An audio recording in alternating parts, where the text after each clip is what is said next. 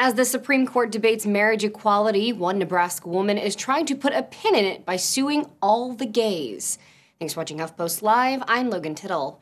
66-year-old Sylvia Ann Driskell filed a lawsuit against every homosexual on the planet.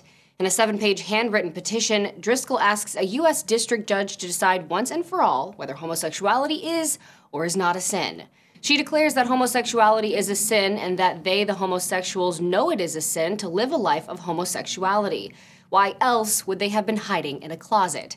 I'm 66 years old, and I never thought that I would see the day in which our great nation or our great state of Nebraska would become so compliant to the complicity of some people's lewd behavior. In Driskell versus Homosexuals, the woman identifies herself as the ambassador for plaintiffs God and his son, Jesus Christ, and accuses all homosexuals of breaking religious and moral laws. She doesn't cite any cases under law, but does mention plenty of Bible verses for the judge to consider. Gay activists reacted to the suit, clearly worried.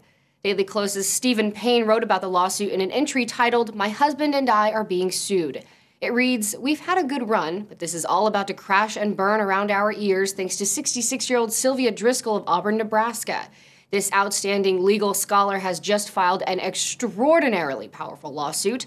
Her arguments are so powerful you can fully expect attorneys will abandon all other strategies and adopt her unimpeachable reasoning all the way to the highest court in the land.